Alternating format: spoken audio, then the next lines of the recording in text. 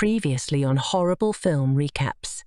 Are there truly more fish in the sea? Take me. I'm yours. Parkour! Parkour! Waterbeds are the best. And now on to our feature presentation. The name of this film is Star Wars. Episode V, The Empire Strikes Back.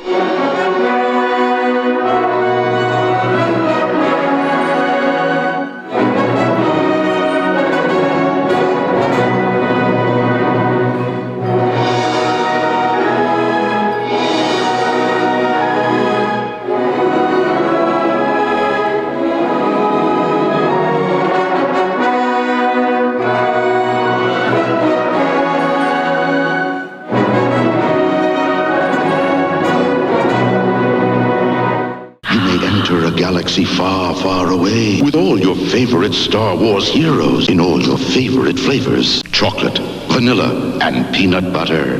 Star Wars cookies from Pepperidge Farm. The new taste in space. Meanwhile, aboard Amazon 1.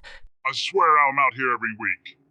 Go outside and touch snow grass. Same day Prime delivery is bull there on your front planet. Timmy is excited to have finally put puberty behind him and eagerly takes his horse-a-roo out to get the mail. He sees the delivery arrive, but unfortunately, he's ambushed by an abominable porch pirate. Back at the cookie factory, Wolfman and Jack are trying to repair the office espresso machine when Copper Concierge informs him that Timmy is missing. So Wolfman agrees to go on a horsey-roo ride to find him.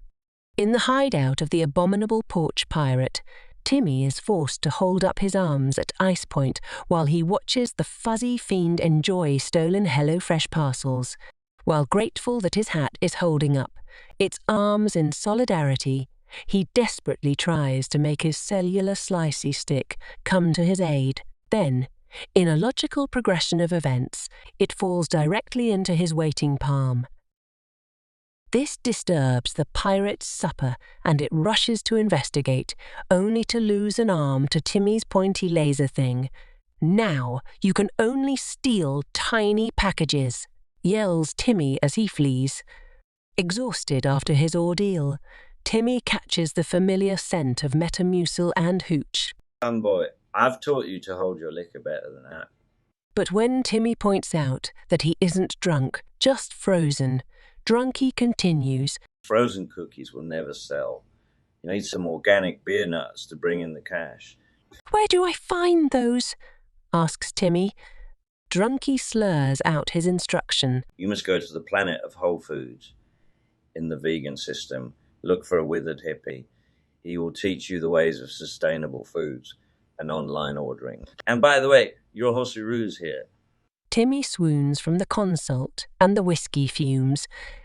When he arrives back at the cookie plant, Timmy's doctor prescribes an unusual treatment for his injuries, fizzy-lifting drinks.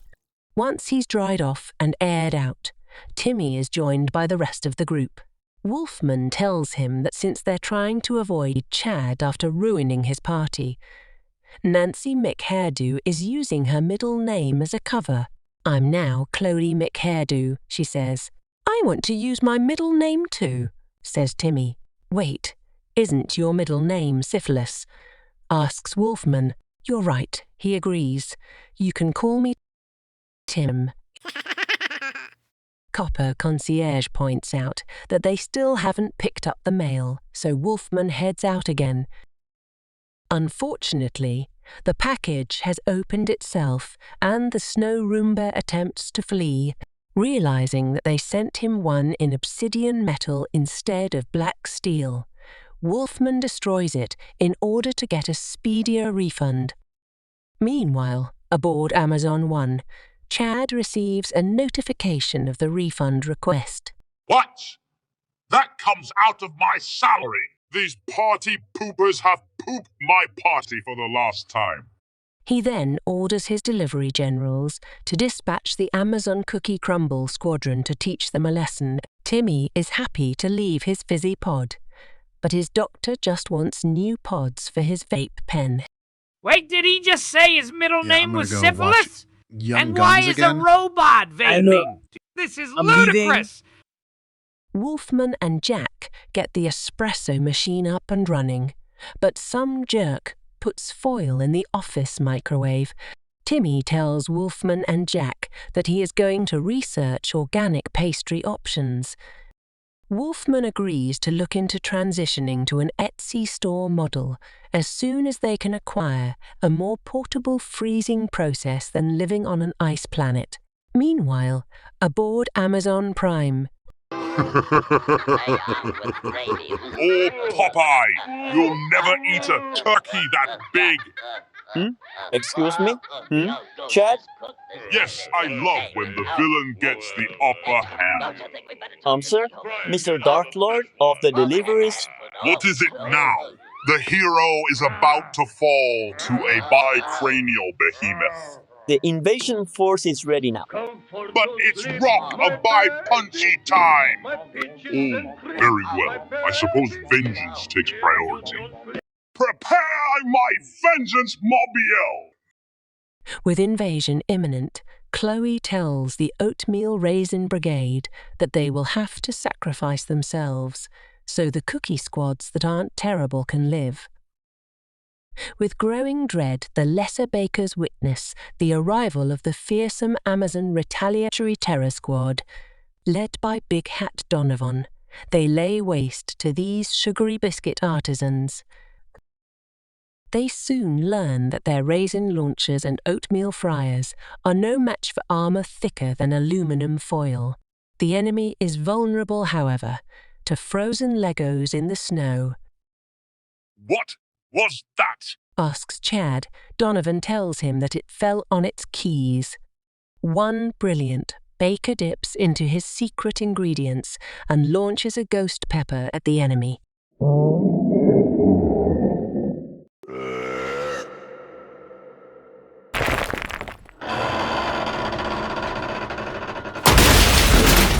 Well, that's gross, says Donovan.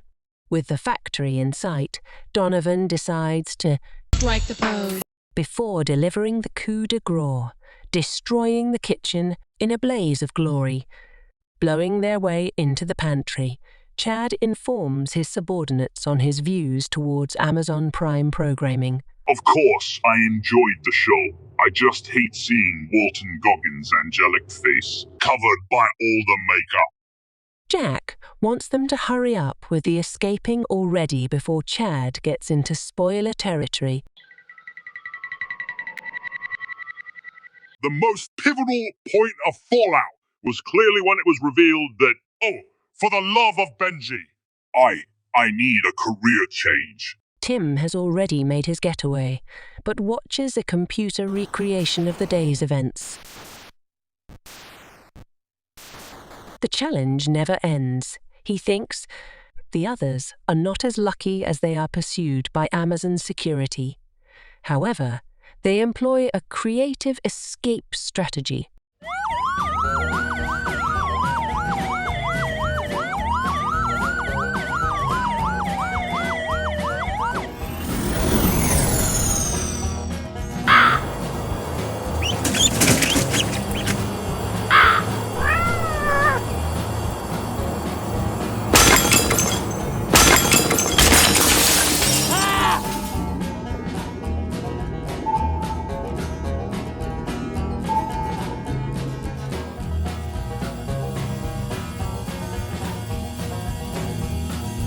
Finally's a breath mint for real. It's nice. Whoa! Ah! Now that might have been a little scary, but to Wolfman and Jack, that's like rolling a pickup across the holler to get to the Piggly Wiggly before they run out of whittling gum. Meanwhile, Tim arrives at the Planet Whole Foods, but as he approaches, the smells of wheatgrass and haze of bong rips causes him to get momentarily stoned. So his ship falls like one Dumpster Droid is eager to try the communal soup bowl, but after learning that it's French onion, he decides to look for broccoli cheddar instead. After setting up camp, Tim dons his best hemp jumpsuit to meet with the vegan hippies. He sets up his sample cases and checks the product for freshness.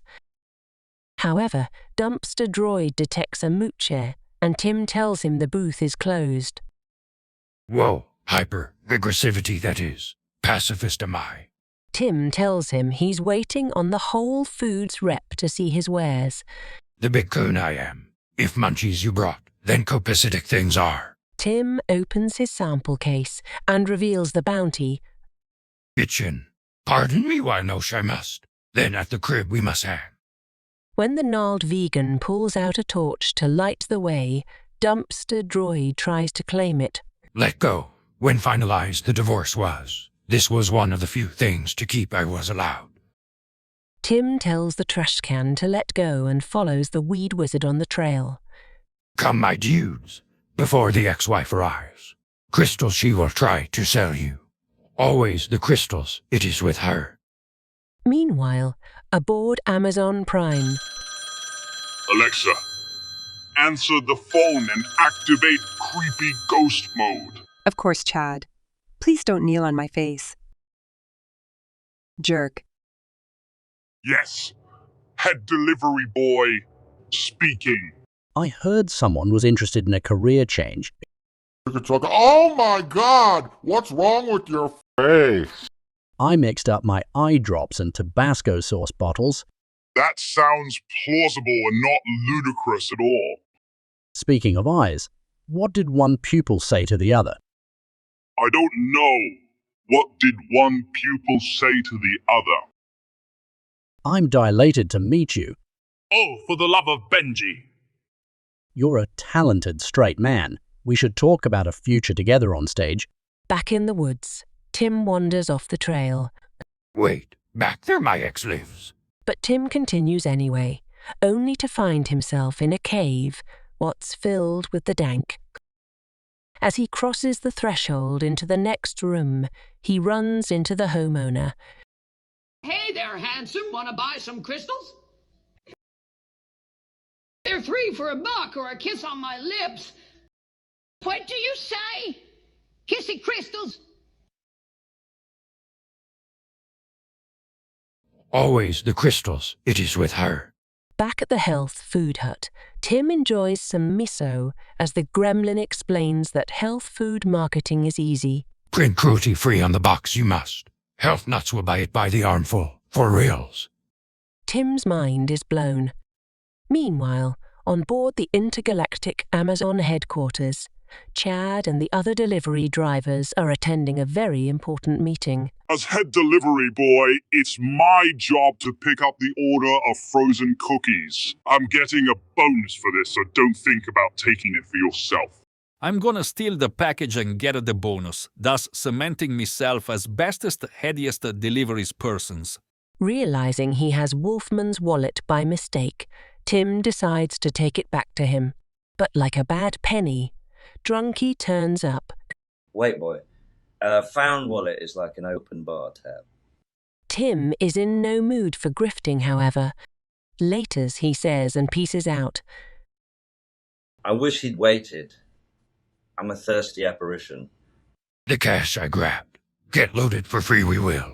You know, I knew I liked you. Damn straight you do. Now, shots we must take.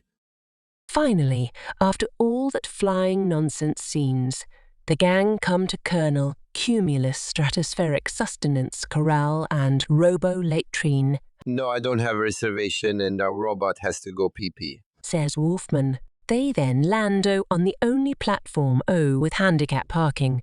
O. Waiting for his cue, a new character slowly approaches, weary of outsiders and those with bad credit. Finally, we meet the mysterious inventor, who at the age of 5 created a thing that tells time. He studied at Naboo University and earned his doctorate in biochemistry and refrigerator repair. He then won a piano-playing contest, defeating then-current champion Hot Dog Harry. It came down to mostly luck, though, because Harry didn't even know how to play the piano. Blando earned himself $1 billion in prize money. He then sunk that money into the lucrative venture of zero-gravity, fast-freezing freezers for the frozen Pop-Tart fanatic on the go. Other than that, not much is known about this new mysterious character. No, not you, Wolfman, the guy with the hair and the cape, who we will call, let's say, Blando. He's in a friendly type mood with all the touchy-feely crap and the hugging. Copper wants in on some of that human emotion I've heard so much about. But Blando doesn't like the cold touch of automaton relationships. Blando explains as they walk into view. I am Blando, keeper of the secret knowledge of the fast freezing process, and I run this restaurant at the ass end of the unknown universe. Copper has to use the robo-latrine to expel some antifreeze, but he accidentally touches his self-destructor scrotum. I want to steer this time. You always get to drive at the ship. That's because I'm the oldest and you're a stinky poo-poo head. Blando enters to expel more whimsical wisdom on our compadres. It is time to dine in my fine eatery, which I totally didn't overbook. Look, I lied. I only have one table at my food stuffery, so you'll be dining with company. Oh, hi, Chad. Chad loves to show off. Wolfman can feel the pull of Chad's magnetic personality and charm. The waitstaff shows up. We're out of napkins, explains Blando. Wolfman doesn't appreciate Blando's dismissive attitude, but a meal's a meal. Ah!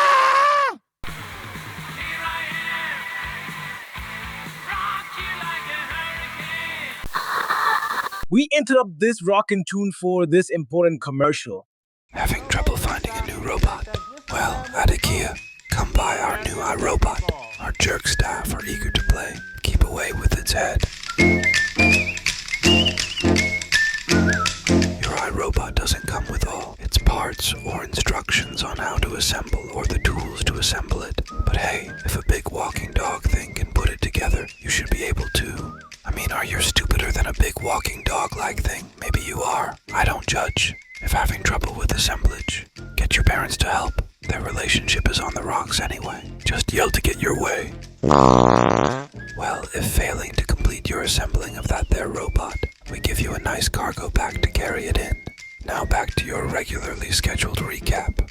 Good day to you all. Since Wolfman didn't pay on his half of the dinner check, he's subjected to the French fry heat lamp. I shall make it a deal to steal package from Chad. I know like this making the deal. Hold your breath. Make a wish. Count to 3. Come with me, and you'll be in a world of my freezing chamber. Everyone gathers for Dick Blando's rockin' New Year's freeze party. Blando will now explain what goin' down, y'all. Your tools go in the freezer. You go in the freezer. You fix the freezer. Oh boy, with the delivery bonus, I can finally do whatever I want with the cash. I cannot wait to see that look on your face when I take the box from your soft and supple gloves. Wait, what? Theorizing that a repairman could fix the experimental freezer, Wolfman stepped onto the freezer accelerator platform and got a face full of freezer smoke. Oh, wow. Wolfman turns into a life-size, party-sized edible cookie, which the Mucknauts use the crumble test. Blando grimly inspects the cookie. His dough to flab ratio seemed to be in acceptable levels. I'm so gonna get it a bonus. Yes, load that package into my Honda. Blando just now realizes the waitstaff are carrying non-union blasters, and they are immediately confiscated. The waitstaff are sent to watch a training film on union versus non-union blasters, do's and don'ts. Jack is still upset about the lack of dinner napkins. Okay, I'll take the napkin charge off the bill, says Blando. Blando makes an auditory announcement. All napkins are now free. Dumpster droid finds a little time for a bit of the in and out, and it was shockingly good. Time for an after-date smoke, and that fast dumpster droid has imported his Sexecute file into her hard drive. Looking for Wolfman, Tim wanders into Chad's whinging closet. And they ruined my birthday party. Then I lost my lottery job. Then they ordered a package just to blow it up and get a refund. Some new guy stole my cookie bonus. Where's a rube when you need to take out your frustrations? There's one! Happy Prime Day, jerk! See you next fall, loser! Where did that come from? Thinks Tim. Chad quickly confronts him. When does a joke become a dad joke? Stop it. When it becomes apparent. And with that, Tim loses his will to go on. Wow, my jokes do kill.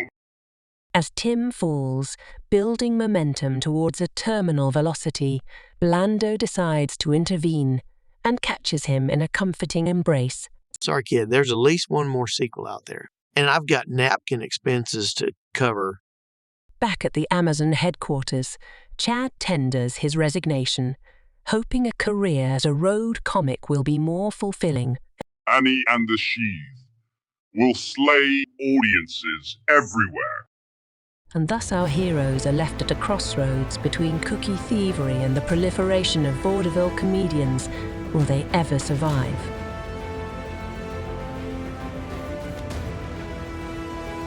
This concludes the movie recap. In the words of Spider-Man, bad comedy is like bad fish. Digest too much of it, and you die screaming on the toilet. I wonder how this will end. Good day to you all. If you enjoy my nonsensical ramblings, please like, subscribe, and leave a comment.